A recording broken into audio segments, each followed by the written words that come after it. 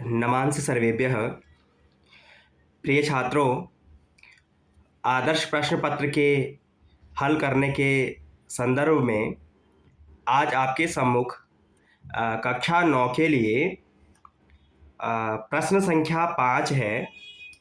इस प्रश्न संख्या 5 में अनुप्रयुक्त व्याकरण है, अर्थात इसमें व्याकरण से संबंधित प्रश्न आपके सम्मुख होंगे, जिनमें देखिए, अधोलिखितेषु रेखांकित पदेषु संधिम संधिच्छेदम व लिखत। रेखांकित पद का अर्थ है जो अंडरलाइन शब्द है। जैसे प्रत्येक वाक्य में एक शब्द बोल्ड भी है और अंडरलाइन भी है। जैसे इसमें तवाकर्ण्य, इसमें नैतादृशः, इसमें सूर्य धन उदयात, हतः धन अस्मि, है ना। अथवा में भी ऐसे ही है, देख लीजिए। चासीत वृक्षस्य उपरि महोत्सवः 50 उत्तरैकशतम्। ये शब्द मुख्य हैं, है ना। अर्थात आपको इन शब्दों में या तो संधि करनी है अथवा संधि विच्छेद आपको यहाँ पर करना है। देखिए, तो पहला शब्द हम यहाँ पर लेते हैं तवाकर्ण्य। पहला शब्द है तवाकर्ण्य। देखिए, अब इसको कैसे हल करना है, आइए देखते हैं। हम पहले शब्द को यहाँ पर लिख लेते हैं। शब्द है तवाकर्ण्य, है ना। अब छात्रों, इसमें आपको, क्योंकि शब्द पूरा लिखा हुआ है, इसका अर्थ है आपको यहाँ पर संधि विच्छेद करना है। इसको, इस शब्द को 2 टुकड़ों में तोड़ना है। अगर यहाँ पर पहले से ही 2 टुकड़े होते, अर्थात उन शब्दों को आपने जोड़ना है, तो इसको अब क्या करना है, अलग अलग करना है। एक शब्द है, तो हमने दीर्घ संधि में पढ़ा था कि अ धन अ क्या हो जाता है, आ हो जाता है ना। ये हमने दीर्घ संधि में पढ़ा था। अब हमने वही रूल यहाँ पे क्या करना है, घटाना है। उस नियम को यहाँ पर देखते हैं। हम विच्छेद करेंगे तव धन आकर्ण्य, ठीक है। तव धन आकर्ण्य, तव अर्थात तुम्हारा, आकर्ण्य यानी सुन करके, है ना। दोनों शब्दों का अर्थ भी होना चाहिए, इस प्रकार का विग्रह हमें करना है। अर्थात जिन 2 रूपों में हम शब्दों को अलग अलग करेंगे, उन दोनों शब्दों का एक अर्थ होना चाहिए। अब हमने इस प्रकार से इसको विग्रह किया। अब तव में देखिए, व में क्या है, अ,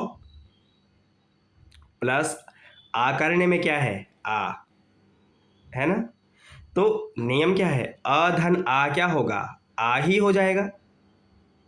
तो तव का अ और आकर्ण्य का आ मिलकर के क्या हो जाएगा, आ होगा। अर्थात इस व में किसकी मात्रा लग जाएगी, आ की मात्रा। तो क्या रूप बन जाएगा, देखिए,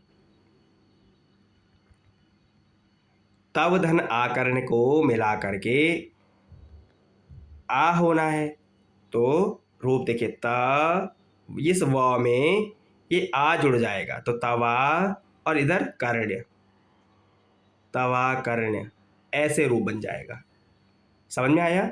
ये दीर्घ संधि का उदाहरण है कि तव धन आकर्ण्य, आ धन अ बराबर आ, तव आकर्ण्य। ऐसे देखिए यहाँ पर रूप बन गया है। ये देखिए, दीर्घ संधि है कि तव धन आकर्ण्य, तव आकर्ण्य, ठीक है। अब ऐसा ही एक उदाहरण देखिए। दूसरा उदाहरण है नैतादृशः। नैतादृशः, इसमें देखते हैं, पहले हम शब्द को लिख लेते हैं, यहीं पे समझते हैं कि न धन एतादृशः, ये हमने इसका विग्रह किया, न धन एतादृशः। अब जहाँ पर इस प्रकार की स्थिति होगी, आपने क्या करना है कि ना में क्या है, अ है, और एतादृशः में क्या है, ए है। ठीक है, तो अ धन ए को मिलकर के यहाँ पर क्या होगा कि यहाँ पर वृद्धि संधि हो जाएगी, है ना। अ के बाद अगर ए होगा, अथवा आई है, अथवा ओ है, या आउ है, इनको क्या हो जाता है, आई हो जाएगा। इसका दूर दीर्घ रूप हो जाएगा ए का, है ना, ए का आई हो जाएगा। तो इसको बन जाएगा ना धन ए मिलके क्या हो जाएगा, ने, आई हो गया, नेता त्रिशः, ऐसे रूप बन जाएगा। ये हो गया वृद्धि संधि का उदाहरण, नैतादृशः। ठीक है, ना धन एतादृशः नैतादृशः। अब तीसरा देखते हैं। तीसरा है सूर्यधन उदयात। ये देखिए, सूर्यधन उदयात। अब हम इसको यहाँ पर समझते हैं कि सूर्य धन उदयात। सूर्य में क्या है, य में क्या है, अ है। उदयात में पहला क्या है, ऊ है।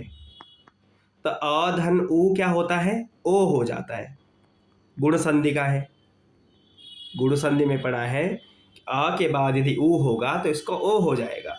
तो सूर्य, इसमें अ और उदयात का ऊ, ये दोनों मिलके ओ हो जाएंगे, यानी सूर्यो, और अब ऊ तो यहां चला गया, ये हट गया, दयात, ऐसे।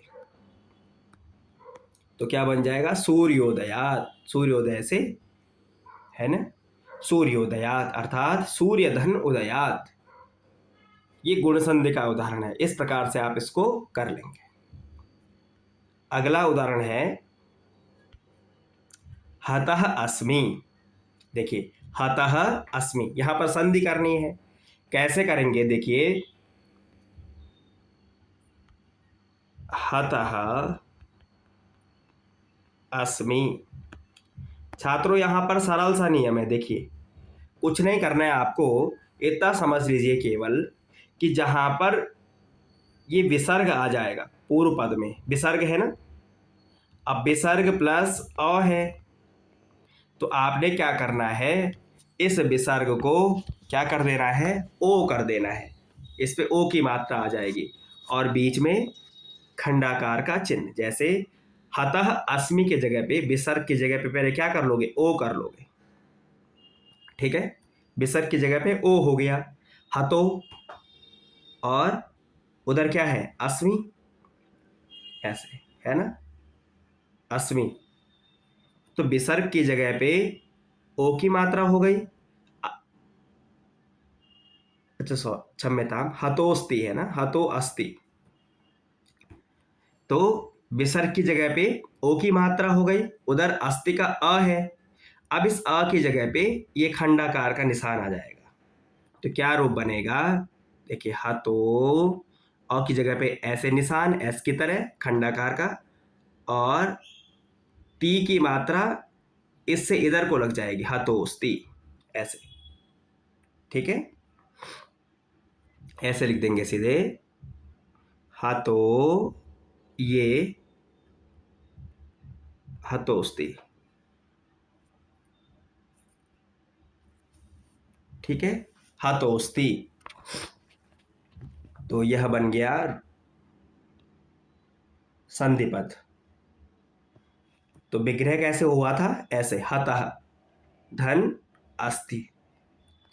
तो जहां पर भी विसर्ग होगा, विसर्ग की जगह पे ओ, और अ की जगह पे ये वाला निशान, हतोस्ति, ये रूप बना था। अगला देखेंगे, फिर से शब्द है चासीत। फिर वही उदाहरण है। चासीत में क्या करना है, च धन आसीत, दीर्घ संधि, पुनः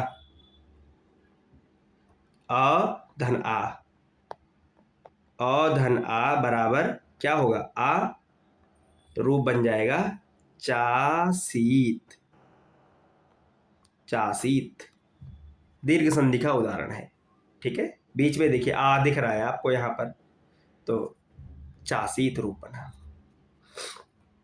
अगला है फिर से वृक्षस से ऊपरी। फिर ये देखिए अ के बाद ऊ है यानी ओ हो जाएगा गुण संधि। देखिए वृक्षस्य ऊपरी, स्या य में क्या है अ, ऊपरी में क्या है ऊ, दोनों मिलके ओ, गुण संधि है। तो वृक्षस्य, वृक्षस्योपरि,